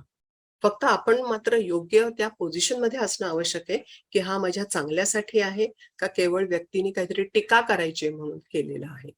आणि हे जर तुम्ही ठरवू शकलात तर त्यामुळे तुम्हाला असं जसं आता कोणीतरी म्हटलं की निराश व्हायला होतं, हताश व्हायला होतं, ते व्हायला होणार नाही. जेव्हा तुमच्या लक्षात आलं की इट वॉज पॉझिटिव्ह, की जरी त्यांनी निगेटिव्ह फीडबॅक दिला तरी तो माझ्या चांगल्यासाठी आहे, तुम्ही ते ऍक्सेप्ट कराल. कोणीतरी आता असं म्हटलं की मी थँक्यू म्हणेन आणि ऍक्सेप्ट करेन. पण जेव्हा लक्षात येतं की it was negative, just forget about that. तुम्हाला सगळ्यांना गौतम बुद्धाची गोष्ट माहिती असेल या संदर्भातली? माहितीये? शाळेमध्ये नाही शिकलेला आहात? नाही माहिती? सांगू काय? आहेत का वेळ आपल्याकडे 5 मिनिटं? हो मॅडम सांगा मॅडम. ओके मॅडम, रेखा मॅडम आहे वेळ 5 मॅम मिनिटं? काही प्रॉब्लेम ओके. नाहीये ओके, ओके. नाही, कारण हा निगेटिव्ह फीडबॅकच्या दृष्टिकोनातनं ही गोष्ट फार नाही महत्वाची आहे. मॅम तुम्हाला जेवढा वेळ घ्यायचा आहे ओके. घ्या, काही प्रॉब्लेम नाही. Okay, thank you. गौतम बुद्धांना जेव्हा बौद्धत्व प्राप्त झालं, म्हणजे जेव्हा ते बुद्ध म्हणून ओळखले जायला लागले, तर तेव्हा नंतर त्यांनी असं ठरवलं की वेगवेगळ्या गावांमध्ये जाऊन ते त्यांचा उपदेश करायचा आणि त्यामुळे त्यांचा एक शिष्यांचा असा एक समूह त्यांच्याबरोबर असायचा, एक गट असायचा. वेगवेगळ्या गावी ते जायचे आणि तेव्हा बाकी काही सोयी नव्हत्या, त्यामुळे सगळीकडे चालतच जायचे. तर एके दिवशी ते असंच एका गावाच्या वेशीजवळ आले होते. दुपारची वेळ होती, त्यामुळे ऊन जरा लागायला लागलं होतं. मग त्या सगळ्यांनी असं ठरवलं की अनायसे इथे त्या झाडाची सावली आहे, तर आपण झाडाखाली थोडा वेळ विश्राम करूयात आणि मग पुढे जाऊयात. आणि त्याचं अगदी त्या गावाच्या जवळच असं ते झाड वगैरे तिथे होतं वेशीच्या जवळ आणि ते तिथे बसले होते. त्या गावामध्ये एक मनुष्य राहत होता आणि त्याला का कोण जाणे, पण असं गौतम बुद्धांबद्दल लोक चांगलं बोलतायत किंवा त्यांनी काही त्यांचा कार्यक्रम असला की उपदेश किंवा प्रवचन असलं की लोक त्याला गर्दी करतात, तिथे जातात, याचा त्याला खूप राग यायचा. आणि नंतरही त्याला थोड्या वेळाने कळतं की आज आपल्या गावाच्या वेशीबाहेरच गौतम बुद्ध आलेले आहेत. त्यामुळे मग तो तिथे जातो आणि गौतम बुद्ध आपल्या त्या शिष्यांच्या समवेत तिथे आराम करत बसलेले असतात थोडा वेळ. तर हा माणूस तिथे जातो आणि गौतम बुद्धाला काहीतरी असं वेडवाकडं बोलायला लागतो की स्वतःला कोण समजता वगैरे वगैरे, काय काय सगळं असं बोलायला लागतो. तर आजूबाजूचे शिष्य असतात त्याचे खूप अस्वस्थ होतात आणि जणू काही त्यांना असं वाटतं की ह्याला जाऊन मारावं वगैरे. पण ज्यांना तो बोलतोय ते काहीच बोलत नसतात, म्हणजे गौतम बुद्ध. त्यामुळे या शिष्यांनाही काही करता येत नाही, ते बिचारे नुसते बघत बसतात. तो माणूस बोलतो बोलतो बोलतो आणि मग शेवटी निघून जातो. गौतम बुद्ध त्याला काहीच रिस्पॉन्स देत नाही. आणि मग तो जरा बाजूला गेल्यानंतर ते सगळे शिष्य म्हणतात की महाराज तुम्ही एवढे शांत का होतात? तुम्ही जरी आम्हाला नुसता इशारा केला असतात ना तरी आम्ही त्या माणसाला इथं उभं राहून दिलं नसतं किंवा त्याला काहीतरी शिक्षा केली असती.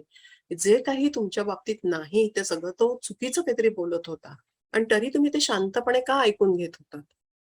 त्यावेळेला गौतम बुद्ध त्यांना उत्तर देतात की समजा तुम्ही माझ्यासाठी काहीतरी एखादी भेटवस्तू आणलीत आणि समजा मी ती नाही स्वीकारली तर काय होतं? तर ते शिष्य म्हणले ती आमच्या जवळच राहील. ते म्हणले मग आता मी तेच केलं. तो माणूस त्याने खूप शिव्या दिल्या किंवा त्यांनी खूप काहीतरी वेडीवाकडी बडबड केली, पण ती मी माझ्यापर्यंत येऊनच दिली नाही, त्यामुळे ती त्याच्या जवळच राहिली. त्यामुळे मला त्याचा त्रास करून घेण्याची काहीच गरज नाहीये. मुद्दा लक्षात आला असेल मला असं वाटतंय की ज्या वेळेला एखादी व्यक्ती फक्त टीका करायची म्हणून ज्या वेळेला बोलत असते त्यावेळेला आपण त्या व्यक्तीला त्याचा आपण किती स्वतःवर परिणाम होऊन द्यायचा. काही वेळेला असं होतं बघा की आपण इतकं उद्ध्वस्त होऊन जातो की अरे बापरे, ती व्यक्ती माझ्याबद्दल असा विचार करते, मग मी काय जगाला योग्य आहे का, अमकं तमकं.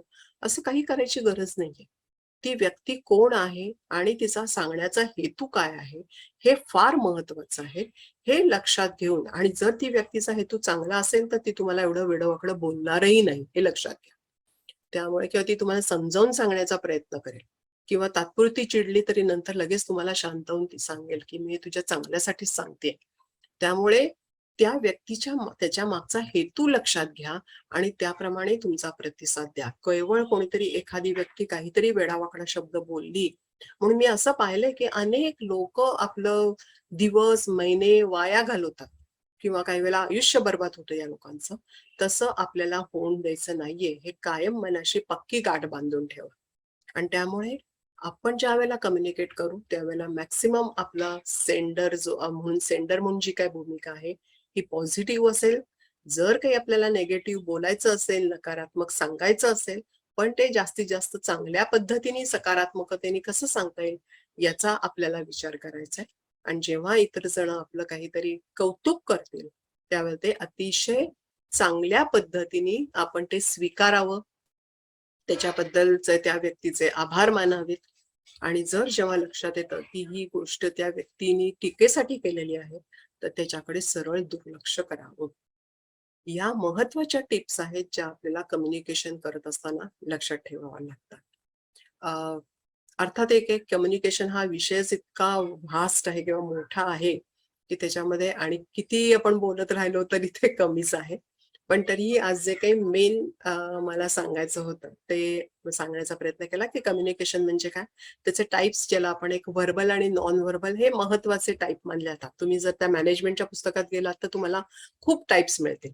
पण रोजच्या जीवनामध्ये आपण शाब्दिक कम्युनिकेशन किंवा संप्रेषण आणि अभाषिक संप्रेषण, मग त्याच्यामध्ये जसं गेस्चर वगैरे सगळं म्हटलं, बॉडी लँग्वेज हे सगळं त्याच्यामध्ये येतं.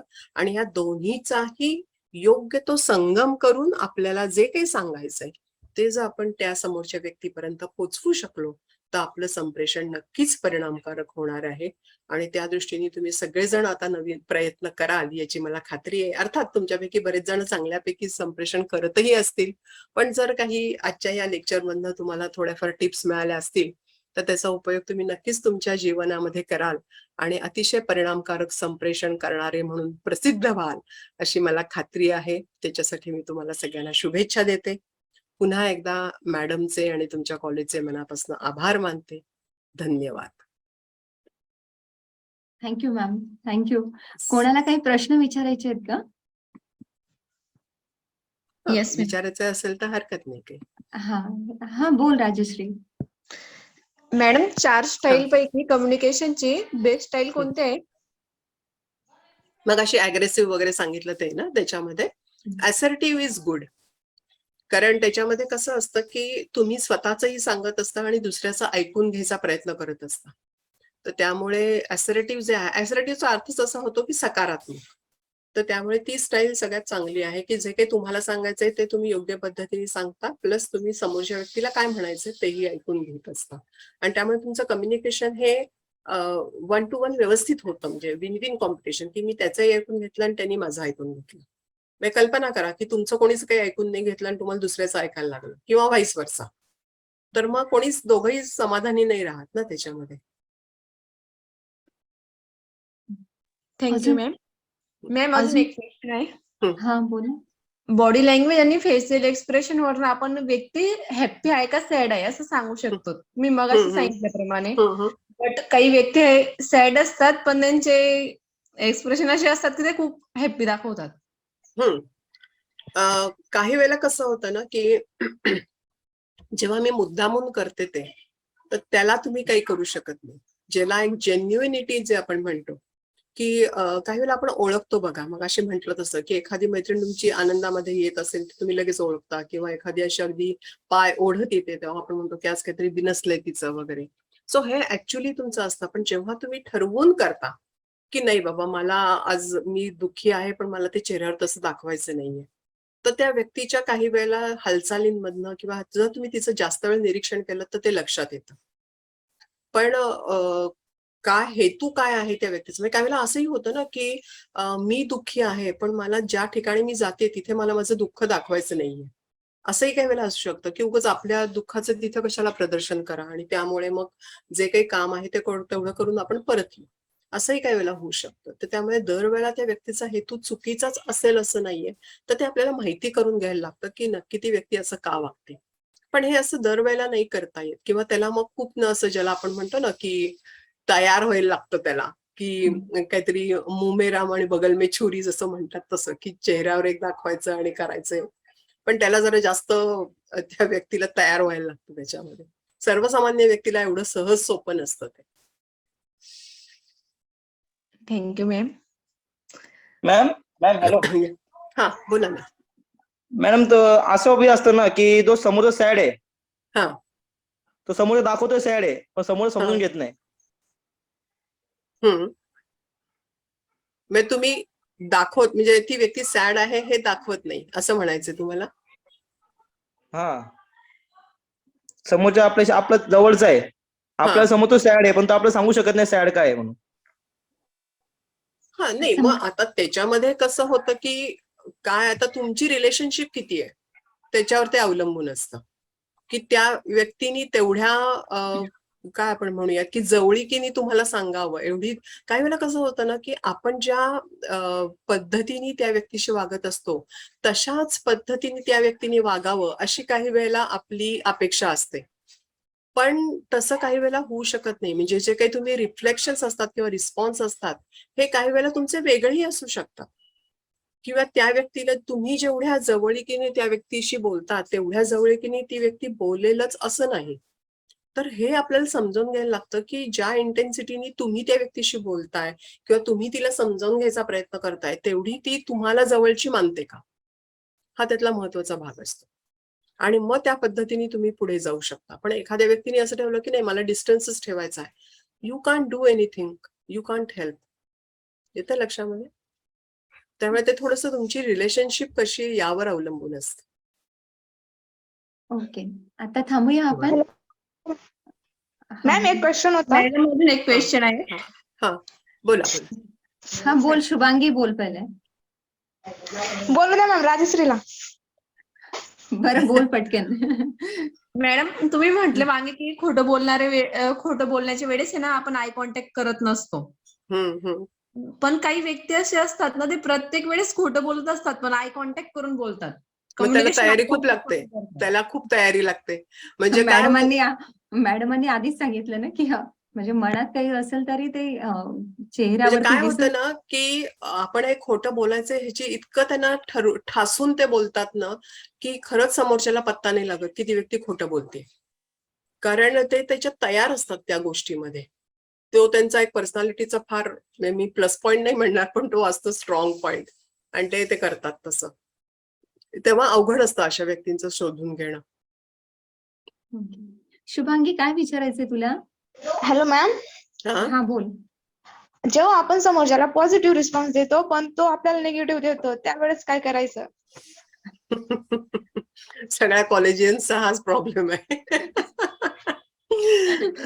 नाही बेसिकली कसं आहे की तुम्ही ज्या पद्धतीने पॉझिटिव्हली रिस्पॉन्स देताय म्हणजे तुम्हाला काय काय अपेक्षित आहे तर तुमच्या अपेक्षा तुम्ही त्याच्यापर्यंत पोहोचवू शकलात तर ती व्यक्ती मोकळेपणाने बोलू शकेल की समजा तुम्हाला पॉझिटिव्ह बोलायचं तुमच्याशी ठेवायचे संबंध का नाही. त्यावेळेला कसं होतं की आपल्याला एखादी व्यक्ती आवडते आता म्हटल्याप्रमाणे पण त्या व्यक्तीला आपण आवडतो की नाही हे पाहणं फार महत्वाचं असतं. तर ती व्यक्ती आपल्यासाठी अगदी मी दुसरं कोणी जगात नाहीच अशा पद्धतीने आपण वागत असतो. पण त्या व्यक्तीच्या दृष्टीने तेवढा आपण महत्वाचा नसतो. तर ते आपल्याला आधी माहिती करून घ्यावं लागतं की ज्या पद्धतीने तुम्ही त्या व्यक्तीला पाहतात त्या पद्धतीनेच ती पाहते का तुमच्याकडे ती वेगळ्या दृष्टिकोनातनं पाहते आणि मग तुम्ही त्याच्याकडनं तशी अपेक्षा करू शकता. त्यामुळे आपल्या ज्या काही अपेक्षा आहेत त्या तुम्ही योग्य पद्धतीने मांडता का. तर काही वेळेला असतं ना माझ्या मनातलं तुला कळलं पाहिजे वगैरे असं नाही होत सगळ्या वेळेला.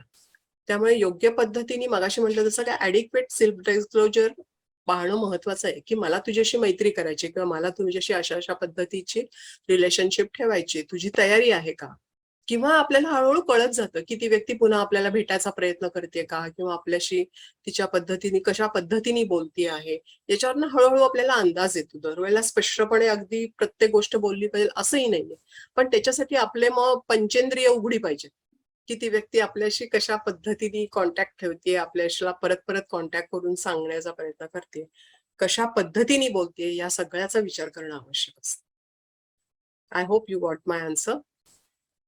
मॅम फक्त एक विचारायचं होतं, म्हणजे जे तुम्ही 4 टाइप सांगितले होते ना, ते फक्त शॉर्ट मध्ये परत एकदा क्लिअर करू शकतात का? म्हणजे थोडं कन्फ्युजन आहे. फक्त 2 नाही, मिनिटात. बेसिकली काय करायचं माहितीये का, की आपल्याला जे काही सांगायचंय ते योग्य पद्धतीने सांगून त्याच्यावर दुसऱ्याचं जे काही म्हणणं असेल ते ऐकून घेणं, हा त्यातला जरी तुम्ही सकारात्मक एक भाग ठेवलात ना, तरी मग म्हणजे दरवेळेला मी त्या व्यक्तीला कशा पद्धतीने झापीन वगैरे असं असतं बघा, की त्या व्यक्तीला मी आज अगदी आडवा केला, उभा आडवा अगदी बोलले मी वगैरे, म्हणजे तेव्हा तुमचा डॉमिनन्स क्लिअर असतो. आणि मग असं दरवेळेला तुम्ही डॉमिनंट भूमिका घेतली तर तुम्हाला कोणी मग फारसं आपल्या ग्रुपमध्ये येऊन देत नाही, कारण काय तुम्ही कायम भांडकुदळच आहात किंवा कायम डॉमिनेट करता, असं काही वेळेला होतं. त्यामुळे आपल्याला नक्की काय अपेक्षित आहे संप्रेषणातनं हे माहिती असेल तर ते आपोआप तुमच्याकडनं सकारात्मक होणार आहे. त्यामुळे तुमचा हेतू अति स्पष्ट पाहिजे की मला या मुलांची मैत्री करायची किंवा या मैत्रिणींची मैत्री करायची, त्यामुळे मग मी कशा पद्धतीने त्यांना अप्रोच होऊ, असं जेव्हा होईल तेव्हा आपोआप तुमचं सकारात्मक होणार आहे की ते काय म्हणता आहे, त्यांच्या अपेक्षा काय आहेत, तुम्हाला काय वाटतं, हे म्हणून you are both are at the win point. Okay आता मॅम. आपण थांबू आता. प्रश्न खूप वेळ झालेला आहे ना, आज होळी आहे विशेष म्हणजे. ओके, आणि येस येस मला येस. लेक्चर अरेंज करताना लक्षात नाही आली ही गोष्ट, पण तरी मॅडमांना म्हणजे आज सगळ्यांच्या घरी सण आहे आणि विशेष म्हणजे मॅडमांनाही आज नाही म्हटलं. ही विशेष गोष्ट आहे आपल्यासाठी. तर मॅडम खरंच हा विषय जो आहे आपण म्हटलात त्याप्रमाणे की खूप वास्ट आहे, आणि मी दुसरी अजून एक गोष्ट सांगेल की हा थोडा क्लिष्ट पण आहे. पण जरी तो व्हास्ट असेल आणि क्लिष्ट असेल, पण तो अगदी फार कमी वेळेमध्ये तुम्ही कम्युनिकेशन प्रोसेस, त्याचे टाइप्स, नंतर याच्यामध्ये जे आहे व्हर्बल, नॉन व्हर्बल, आणि त्याचबरोबर सगळ्यात महत्वाचं जे आहे, जे आमच्या विद्यार्थ्यांना भावलेली जी गोष्ट आहे मेसेजेस मधनं लक्षात येत आहे, की जे आपण 4 कम्युनिकेशन स्टाईल सांगितलेले आहेत. आणि दुसरं शेवटी जे आपण एक सांगितलं ते म्हणजे खरंच खूप विद्यार्थ्यांसाठी म्हणजे त्यांच्या पर्सनॅलिटी डेव्हलपमेंटसाठी असेल किंवा कम्युनिकेशन मध्ये असेल, की एक सेंडर म्हणून मी पॉझिटिव्ह काय असायला हवं किंवा कसं असायला हवं, आणि नेगेटिव्ह जरी वेळ येत असेल काही सांगण्याची तर ते पॉझिटिव्ह वेने नेगेटिव्ह कसं मांडायचं, हे खूप छान पद्धतीने आपण समजवलं. आणि रिसिव्हर म्हणूनही नेगेटिव्हिटी जरी समोरून येत असेल तर ती कोणती घ्यायची आणि कोणती म्हणजे आपल्या इम्प्रुव्हमेंटसाठी, तर ते आमच्या विद्यार्थ्यांसाठी खरंच खूप नक्कीच फायदेशीर किंवा त्यांच्या पर्सनॅलिटी इम्प्रुव्हमेंटसाठी नक्कीच, आणि कम्युनिकेशन मध्येही त्यांना ते नक्कीच गायडन्स करणारं ठरेल. तर मी आमच्या महाविद्यालयाच्या आणि मानसशास्त्र विभागाच्या वतीने खरंच खूप खूप आभारी आहे. आणि धन्यवाद. आणि आमचे उपप्राचार्य अगदी शेवटपर्यंत उपस्थित होते, त्यांचीही ओके. मी आमच्या मानसशास्त्र विभागाच्या वतीने आभारी आहे. तर आता इथं थांबवायचं मॅम. हो मॅम चालेल, थांबूया. पुढे काही टॉपिक्सला भेटणारच आहेत तुम्हाला. आणि मला एक गोष्ट सांगायची राहिली तुम्हाला सगळ्या विद्यार्थ्यांना आणि मॅमलाही. मी मॅडमची विद्यार्थिनी आहे, जे DPSP काउन्सिलिंगचा कोर्स केलेला आहे. तर त्यामध्ये एक मॅमने जोहारी विंडो आम्हाला शिकवली होती. ती पण अगदी अशी छान ऍक्टिव्हिटी घेऊन, आणि मी तेव्हाच इम्प्रेस झाली होती मॅमच्या याच्यातनं. तर तेव्हा ठरवलं होतं की एक वेळेस मॅमला आपल्या कॉलेजमध्ये आपण म्हणजे तेव्हा ऑफलाईनचं थोडंसं अशक्य वाटत होतं, पण ते योग जो आहे तो ऑनलाईनने जुळून आला. तर thank you ma'am, thank you very much. Thank you. आणि तुम्ही एवढं आठवण ठेवून मला बोलवलं त्याबद्दल मनापासून आभार. तुमच्या विद्यार्थ्यांशी कम्युनिकेट करताना मला खूप आनंद झाला. Thank you very much and wish you all the best. Thank you ma'am, thank you. Okay.